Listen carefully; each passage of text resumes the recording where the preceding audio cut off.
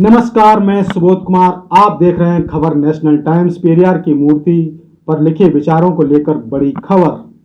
पेरियार की मूर्ति पर लिखे विचारों के खिलाफ सुप्रीम कोर्ट में याचिका, कोर्ट ने जारी किया नोटिस।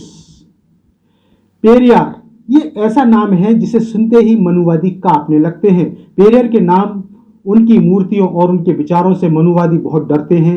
पेरियार के विचारों और कथनों से आज भी कई लोगों को आपत्ति है। पेरियार की मूर्ति के नीचे लिखे उनके कुछ विचारों के खिलाफ सुप्रीम कोर्ट में याचिका दायर की गई है। क्या है पूरा मामला? दरअसल डॉक्टर एम देवनायगम नाम के शख्स ने सुप्रीम कोर्ट में याचिका दायर कर मांग की है कि तमिलनाडु में लगी पेरियार की मूर्तियों पर लिखे उनके विचारों को हटाया जाए, क्योंकि वो भगवान का अपमान करते हैं और भगवान को मानने वाले लोगों की धार्मिक भावनाओं को आहत करते हैं। मूर्तियों पर क्या लिखा है? पेरियार की मूर्तियों के नीचे लिखा है, कोई भगवान नहीं है, कोई भगवान नहीं है, कोई भगवान नहीं है। ईश्वर का उपदेश देने वाले मूर्ख हैं, भगवान की बात फैलाने वाले दुष्ट हैं और जो भगवान से प्रार्थना करते हैं वे बर्बर हैं।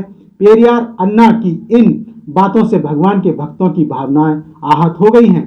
याचिकाकर्ता ने दलील दी है कि इस तरह के शिलालेखों वाली ये मूर्तियां भगवान, धर्म और आस्तिक का उपहास कर रही हैं, जो कि राज्य द्वारा स्वीकृत धर्म की सार्वजनिक निंदा के समान है और धर्मनिरपेक्षता के सार पर प्रहार करते हैं।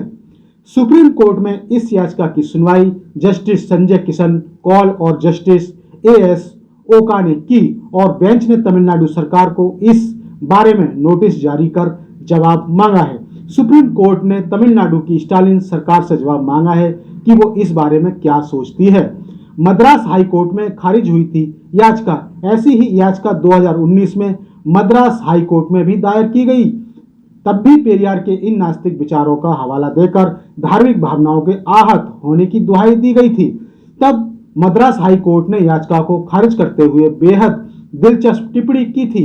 हाई कोर्ट ने कहा था कि यदि याचिकाकर्ता को भारत के संविधान के अनुच्छेद 19 के तहत ललई सिंह यादव मामले में सुप्रीम कोर्ट के निर्णय के आलोक में धर्म और ईश्वर के अस्तित्व पर अपने विचार व्यक्त करने का संवैधानिक अधिकार है, तो दूसरे प्रतिवादी और पार्टी के सदस्य या थंतई पेरियार के अनुयायी भारत के संविधान के अनुच्छेद 19 के तहत अधिकार का प्रयोग करते हुए इससे असहमत होने का अधिकार रखते हैं। आसान भाषा में मद्रास हाई कोर्ट के इस फैसले का मतलब यह है कि जैसे आस्तिक लोगों को आर्टिकल 19 के तहत अभिव्यक्ति की आज़ादी और आर्टिकल 25 के तहत धर्म को मानने की आज़ादी है, वैसे ही देश के नास्तिक नागरिकों को अपना अलग मत रखने की भी आज़ादी है। डॉक्टर एम देवानायगम ने मद्रास हाई कोर्ट के इसी फैसले के खिलाफ सुप्रीम कोर्ट में याचिका दायर की है, जिस पर सुप्रीम कोर्ट ने तमिलनाडु सरकार को नोटिस जारी किया है। याचिका में यह भी कहा गया है कि तमिलनाडु सरकार ने मानवीय गरिमा की रक्षा की अपनी जिम्मेदारी को त्याग दिया है और पूरे सूबे में पेरियार की मूर्तियों पर इस तरह के शिलालेखों की अनुमति देकर लोगों की गरिमा को बदनाम किया है। दलील गरिमा की है, लेकिन जिस धर्म में शूद्रों और अतिशूद्रों के अस्तित्व को ही नकार दिया जाए, वहां मानव की गरिमा के लिए हुंकार भरने वाले पेरियार के विचारों को चुभने लगते हैं। पेरियार साहब ने कहा था, नास्तिक होने के लिए तार्किक बुद्धि चाहिए। नास्तिक वही हो सकता है जो तार्किक हो, सवाल कर सके। आस्तिक होने के लिए बुद्धि की जरूरत नहीं होती।